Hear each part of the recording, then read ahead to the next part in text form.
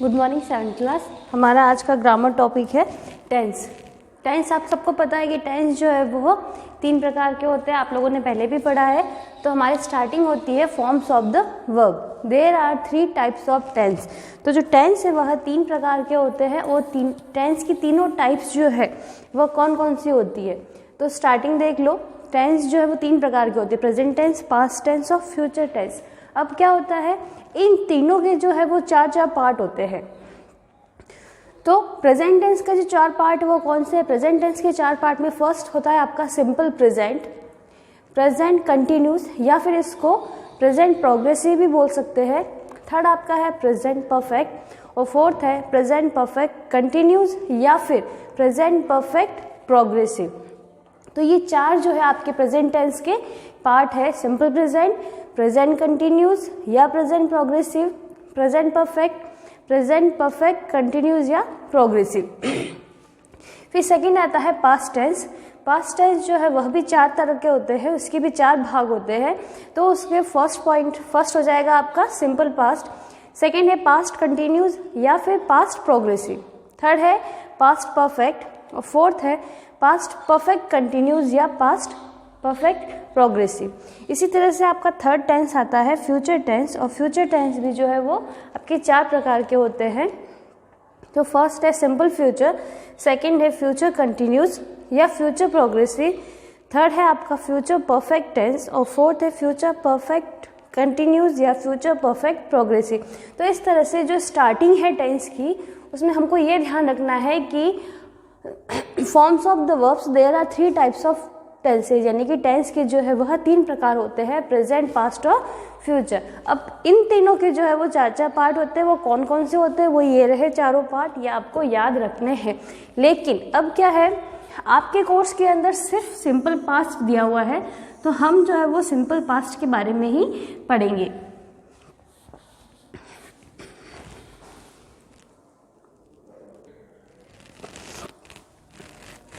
अब हमने कहा था कि जो है हमारे कोर्स के अंदर वो सिंपल पास्ट टेंस ही है, तो सिंपल पास्ट टेंस को पास्ट इंडेफिनिट टेंस भी कहा जाता है। अगर आपके क्वेश्चन में पास्ट इंडेफिनिट आ जाता है तो आपको कंफ्यूज नहीं होना है, क्योंकि पास्ट इंडेफिनिट टेंस का मीन भी यही होता है, सिंपल पास्ट टेंस। अब क्या याद रखना है कि सिंपल पास्ट टेंस जो होता है उसमें हमेशा वर्ब की सेकेंड फॉर्म का यूज़ होता है। जहाँ पर भी आपको वर्ब की सेकंड फॉर्म दिखती है वहाँ पर आपको सिंपल पास्ट टेंस लगाना है, आपको ध्यान रखना है कि यह सिंपल पास्ट टेंस है।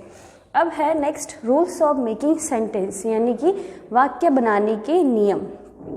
तो फर्स्ट हमारा कौन सा है, सिंपल सेंटेंस, यानी कि साधारण वाक्य जो होता है उसको कैसे बनाया जाता है। तो यहाँ पे मैंने एक फॉर्मूला लिखा है, तो फॉर्मूले में लिखा है सब्जेक्ट, वर्ब की सेकेंड फॉर्म, ऑब्जेक्ट, क्लॉज या एडवर्ब। एडवर्ब हम पहले भी पढ़ चुके हैं, एडवर्ब ऑफ टाइम और एडवर्ब ऑफ प्लेस, ये 2 तरह के होते हैं।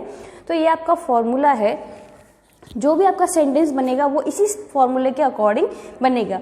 जैसे एक एग्जांपल लिया है, the students watered the plants. तो अब देखो, जैसे फॉर्मूले में फर्स्ट था सब्जेक्ट, तो द स्टूडेंट्स आपका क्या हो गया, सब्जेक्ट। फिर है वर्ब की सेकेंड फॉर्म, तो वाटर्ड क्या हो गया आपकी वर्ब की सेकेंड फॉर्म। वाटर्ड की फर्स्ट फॉर्म क्या होती है, वाटर, और ये आपकी हो गई सेकेंड फॉर्म।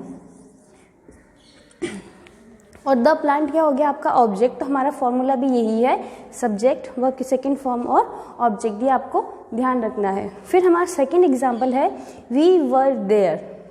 वी हमारा सब्जेक्ट हो गया, वर्ब हमारी वर्ब की सेकेंड फॉर्म हो गई, और देयर जो है वो यहाँ पर एडवर्ब है, यानी कि एडवर्ब ऑफ प्लेस।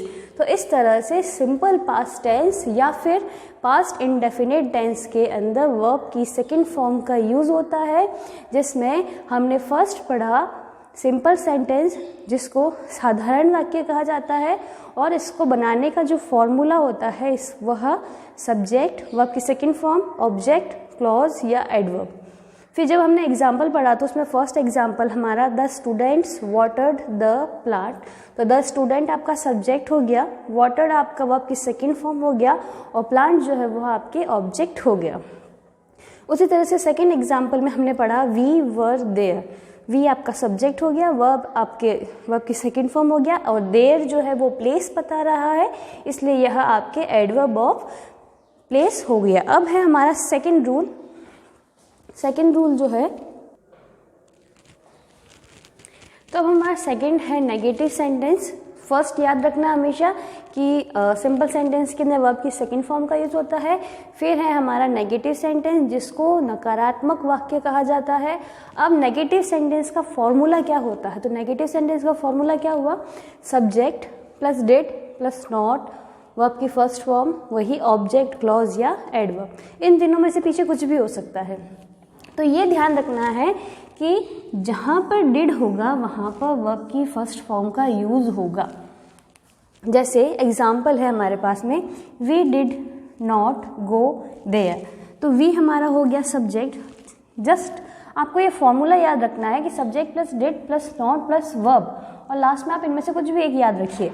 तो ये हमारा फर्स्ट सब्जेक्ट है। फिर हमारा है हेल्पिंग वर्ब डिड, ये आपका नॉट यहाँ पर। फिर आपके वर्ब की फर्स्ट फॉर्म है, तो ये आपके वर्ब की फर्स्ट फॉर्म आ गई। एडवर्ब देयर अभी हमने पढ़ा, एडवर्ब ऑफ प्लेस, तो यहाँ पर एडवर्ब ऑफ प्लेस हो गया। तो we did not go there, तो subject, did helping verb, not अपनी जगह पर रहा नेगेटिव सेंटेंस बनाने के लिए, गो वर्ब की फर्स्ट फॉर्म हो गया, और देयर हो गया आपके एडवर्ब ऑफ प्लेस। फिर थर्ड है आपका इंट्रोगेटिव सेंटेंस। अब इंट्रोगेटिव सेंटेंस क्या होता है, इंट्रोगेटिव सेंटेंस का मीन होता है प्रश्नात्मक वाक्य। अगर हम जब किसी से क्वेश्चन करते हैं तो उस क्वेश्चन वाले सेंटेंस को इंट्रोगेटिव सेंटेंस कहा जाता है। अब इंट्रोगेटिव सेंटेंस जो है वो दो प्रकार के होते हैं, एक तो होता है जो हेल्पिंग वर्ब से स्टार्ट होता है, और दूसरा होता है जो WH वर्ड से स्टार्ट होता है। तो हमारा फर्स्ट हो गया हेल्पिंग वर्ब, जो है हमने देख लो डिड ली थी, तो क्या होता है इसके अंदर हेल्पिंग वर्ब जो है वह आगे आ जाती है, तो ये हमारी हेल्पिंग वर्ब आगे आ गई। फिर हेल्पिंग वर्ब के बाद में हम सब्जेक्ट का यूज़ करते हैं। फिर हमारी वर्ब की फर्स्ट फॉर्म आती है।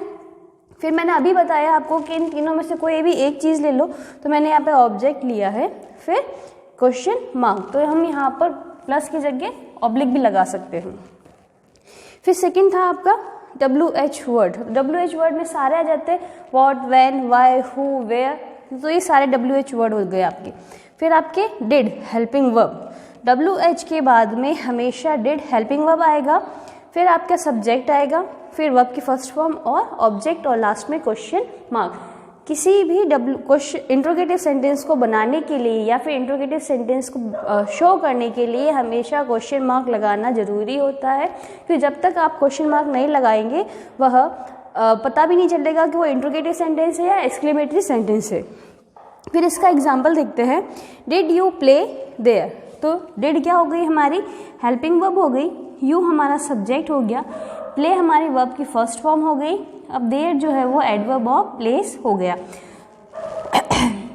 तो यही हमने लिखा, डिड सब्जेक्ट वर्ब की फर्स्ट फॉर्म और ऑब्जेक्ट और क्वेश्चन मार्क। तो ये डिड सब्जेक्ट वर्ब की फर्स्ट फॉर्म, ऑब्जेक्ट, एडवर्ब और क्वेश्चन मार्क। फिर है when did she come here, तो व्हेन आपका हो गया WH वर्ड हो गया आपका ये, डिड आपकी हेल्पिंग वर्ब हो गई, शी आपका सब्जेक्ट हो गया, कम आपका वर्ब की फर्स्ट फॉर्म हो गया, और हियर जो है वो यहाँ पर एडवर्ब ऑफ प्लेस हो गया, और पीछे जो है वो क्वेश्चन मार्क आ गया। अब कैसे सेंटेंस कैसे आएगा, ये तो हमने सारे फॉर्मूला और इसका एग्जाम्पल पढ़ लिए। जैसे मान लो यही एग्जाम्पल है, इसी एग्जाम्पल को मैंने यहाँ पर लिखा, डिड यू डैश देयर। अब आपको पहचानना है कि आपको क्या लिखना है यहाँ पर। तो हमने पढ़ा यहाँ पर कि डिड के साथ में वर्ब की सेकंड फर्स्ट फॉर्म आएगी, तो जैसे इसमें भी यहाँ पर ब्रैकेट में प्ले दे दिया और सेकंड दे दिया प्लेड। लेकिन हमें दिमाग में रखना है कि डिड के साथ में वर्ब की फर्स्ट फॉर्म आती है, तो हम लोग क्या करेंगे यहाँ पर डिड के साथ में वर्ब की फर्स्ट फॉर्म के लिए प्ले लिख देंगे, क्योंकि प्लेड तो हमारा क्या हो गया सेकंड फॉर्म हो गई। तो इस तरह से आपको ये ध्यान में रखना है कि सिंपल सेंटेंस वर्ब की सेकंड फॉर्म का use, negative sentence did, not और वर्ब की फर्स्ट फॉर्म। फिर इंट्रोगेटिव सेंटेंस में हेल्पिंग वर्ब आगे आ जाता है और वर्ब की फर्स्ट फॉर्म का यूज होता है। हेल्पिंग वर्ब के बाद हमेशा सब्जेक्ट आता है, वही WH word, helping verb, subject, verb की फर्स्ट फॉर्म और ऑब्जेक्ट।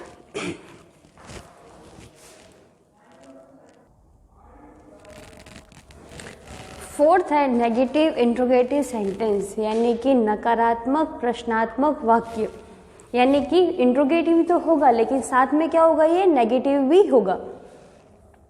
तो सेम चीज़ जो आपने इंट्रोगेटिव में पढ़ी वही आपके नेगेटिव इंट्रोगेटिव के अंदर है। डिफरेंस क्या हो जाएगा, नेगेटिव है तो नॉट लग जाएगा।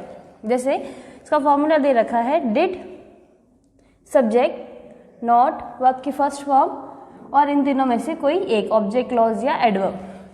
उसी तरह से आपके WH वर्ड के बाद में डिड हेल्पिंग वर्ब आ गया, फिर सब्जेक्ट, फिर नॉट वर्ब की फर्स्ट फॉर्म, और उसके बाद में आपका ऑब्जेक्ट, क्लॉज या एडवर्ब। ये आपके चारों सेंटेंस खत्म होते हैं। हमने चारों में से फर्स्ट पढ़ा सिंपल सेंटेंस, जिसके अंदर वर्ब की सेकंड फॉर्म का यूज होता है। सेकंड हमने पढ़ा था नेगेटिव सेंटेंस, जिसके अंदर did plus not plus verb की फर्स्ट फॉर्म। थर्ड हमने पढ़ा था इंट्रोगेटिव सेंटेंस, जिसमें क्या था, डिड आगे आ जाएगा, यानी कि कोई हेल्पिंग वर्ब या WH होता है जो आगे आ जाता है, उसके बाद सब्जेक्ट आता है, उसके बाद में वर्ब की फर्स्ट फॉर्म का यूज होता है।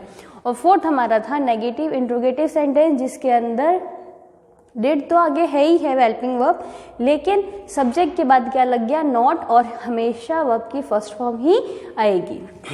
इसके बाद में इसका जो यूज है वो कहाँ कहाँ होता है, जैसे विद पास्ट एक्शन, पास्ट यानी जो भूतकाल जो बीत गया है, the with past action when the time of an action is mention और इम्प्लाइड, यानी कि भूतकाल के अंदर जो हमने काम किया है, जो समय जो है, या तो वो मेंशन किया गया है या वो इम्प्लाइड किया गया है, यानी कि निहित किया गया है। जैसे इसके अंदर हम एगो, यस्टरडे, लास्ट, प्रीवियस, इन सभी एडवर्ब का यूज भी जो है वह हो सकता है, यानी कि इस टेंस के अंदर ago, yesterday, last, previous adverb का यूज हो सकता है। जस्ट एग्जाम्पल देखते हैं, जैसे Gandhi ji gave a discourse on prayer many years ago. तो अब ये देखो, ये जो एग्जाम्पल है यह आपका सिंपल पास्ट का एग्जाम्पल है, क्योंकि देखो इसमें कुछ भी नहीं है, सिंपल सा सेंटेंस है, ना डिड आ रहा है, ना WH आ रहा है, ना क्वेश्चन मार्क आ रहा है, कुछ नहीं आ रहा, सिंपल है। गांधी जी है, सब्जेक्ट हो गया, ये वर्ब की सेकंड फॉर्म यानी सिंपल सेंटेंस है। डिस्कोर्स आपका ऑब्जेक्ट हो गया। ऑन प्रीपोजिशंस पढ़ी थी हमने, तो ऑन हमारे प्रीपोजिशन है। प्रेयर हमारी नाउन हो गया। मैनी ईयर्स एगो, अभी आपने पढ़ा यहाँ पर एगो, तो ये मैनी ईयर्स हो गया। एगो क्या हो गया आपका, एडवर्ब ऑफ टाइम। इससे पहले हमने एडवर्ब ऑफ प्लेस पढ़ा था, अब हम क्या पढ़ रहे हैं, एडवर्ब ऑफ टाइम। तो ये हो गया आपका adverb of time. Second example है, the swan's queen did not leave her son orphan. तो ये आपका सेकेंड सेंटेंस नेगेटिव सेंटेंस का एग्जाम्पल है। तो द स्वान किन आपका सब्जेक्ट हो गया, डिड आपके हेल्पिंग वर्ब हो गई, नॉट आ गया, और डिड के साथ में वर्ब की फर्स्ट फॉर्म, हर सन ऑर्फन, ये हो गया इसका ऑब्जेक्ट। तो इस तरह से आपके ये 4 सेंटेंस है। इसमें पहला आपका जो यूज है वह है कि पास्ट एक्शन में जब समय के साथ में किसी कार्य पास्ट के अंदर, भूत के अंदर जब कोई कार्य किया जाता है तो उसके साथ में समय जो है वो मेंशन किया हो या पहले से निहित हो। और इस टेंस के अंदर एगो, यस्टरडे, लास्ट, प्रीवियस, इन सभी एडवर्ब का यूज हो सकता है। तो फर्स्ट सिंपल सेंटेंस का एग्जाम्पल है, सेकेंड जो है वो आपका नेगेटिव सेंटेंस का एग्जाम्पल है। क्लियर पता चल रहा है कि यहाँ पर गेव दिया हुआ है तो वर्ब की सेकेंड फॉर्म का यूज हो रहा है, यहाँ पर डिड है तो डिड के साथ में वर्ब की फर्स्ट फॉर्म, यानी कि यह नेगेटिव सेंटेंस यूज हो रहा है। अब आता है आपका थर्ड एग्जाम्पल जो कि WH का है। फिर इसका थर्ड एग्जाम्पल है, why did Swami's father tell the news yesterday. तो वाई आपका हो गया WH वर्ड, डिड आपका हेल्पिंग वर्ब, स्वामीज फादर आपका सब्जेक्ट, टेल वर्ब की first form, the news yesterday हो गया आपका एडवर्ब ऑफ टाइम। तो ये आपका इंट्रोगेटिव सेंटेंस का एग्जाम्पल हो गया। इंट्रोगेटिव 2 तरह की पढ़े थे हमने, हेल्पिंग वर्ब से स्टार्ट होने वाला, डिड से स्टार्ट होने वाला, या फिर WH से स्टार्ट होने वाला। तो ये WH से स्टार्ट होने वाला है, जिसमें हमने पढ़ा WH plus did plus subject plus verb की first form plus object, clause या टाइम। उसके बाद में सेकेंड इसका यूज आता है इन इम्प्रॉबेबल कंडीशनल सेंटेंसेस, यानी कि जो इमेजनरी कंडीशन होती है, जो असंभव जो होते हैं, उनके लिए भी हम इसी टेंस का यूज करते हैं। जैसे were I a bird I would fly. तो ये एक इमेजिनेशन है कि अगर मैं एक चिड़िया होता तो मैं उड़ सकता। तो वर आपका वर्ब की सेकेंड फॉर्म, आई आपके सब्जेक्ट, अब बर्ड आपका हो गया नाउन। ये तो सभी को पता है कि बर्ड जो है वो नाउन होता है। फिर देखो सेकेंड सेंटेंस है, आई सब्जेक्ट, वुड आपका मॉडल है और मॉडल के साथ में वर्ब की फर्स्ट फॉर्म, फ्लाई आपकी वर्ब की फर्स्ट फॉर्म। इसी तरह से इसका एक एग्जाम्पल जैसे लेते हैं, if you work hard you would पास, है ना। तो इफ यू वर्क हार्ड, यदि तुमने मेहनत कठिन परिश्रम किया होता, यू वुड पास, तो तुम पास हो जाते। तो ये क्या है, अगर हमने किया होता, अब हमने किए ही नहीं तो हम फेल हो गए। तो इसी तरह से ये सब क्या है, एक इमेजिनरी कंडीशन में हो गए जो असंभव है। जब रिजल्ट डिक्लेयर हो जाता है तो उस डिक्लेयर रिजल्ट को चेंज करना चेंज होता है। तो इसी तरह से ये एक इमेजिनरी कंडीशन है। उसके बाद में है forms of verbs. There are 3 forms of verb. अब देखो फॉर्म्स कितनी होती है, फर्स्ट फॉर्म, सेकंड फॉर्म और थर्ड फॉर्म। जैसे हम बोलते हैं कि यहाँ पर वर्ब की सेकंड फॉर्म आएगी, यहाँ वर्ब की फर्स्ट फॉर्म आएगी, वर्ब की थर्ड फॉर्म आएगी। तो वर्ब की फर्स्ट फॉर्म, सेकंड फॉर्म और थर्ड फॉर्म कैसे आती है, किस हिसाब से होती है, तो ये सारे रूल्स जो है वो मैं आपको PDF में सेंड करूंगी, ठीक है। तो यहाँ पे मैं आपको बता देती हूँ कि कौन कौन सी फॉर्म होती है। तो वर्ब की फर्स्ट फॉर्म जो है वो प्रेजेंट टेंस, सेकेंड फॉर्म जो है वो पास्ट टेंस, थर्ड फॉर्म जो है पास्ट पार्टिसिपल होती है, ठीक है। अब पास्ट पार्टिसिपल जो है उसका जो यूज है वो मेनली यूज जो है वह या तो हैज, हैव, हैड के साथ होता है, यानी कि हैज, हैव और हैड के साथ में वर्ब की थर्ड फॉर्म का यूज होता है, या फिर पैसिव वॉइस के अंदर वर्ब की पास्ट पार्टिसिपल टेंस का यूज किया जाता है, यानी कि वर्ब की थर्ड फॉर्म का यूज होता है। तो इस तरह से आपका ये टेंस जो है वो खत्म होता है। अब इसके कुछ एग्जाम्पल्स जो है वो हम करेंगे। इसका एक पोर्शन है कि किस तरह से हम वर्ब की फॉर्म्स को चेंज कर सकते हैं। तो ये जो पोर्शन है वो आपको PDF में सेंड किया जाएगा, तो आप वहाँ से देख करके लिख लेना है, ठीक है। तो ये यहाँ तक अगर अब जो हमने ये इतना पढ़ा है, इसी के बेस पे हम लोग जो है वो हमारे सारे एग्जाम्पल्स जो है वो सॉल्व करेंगे।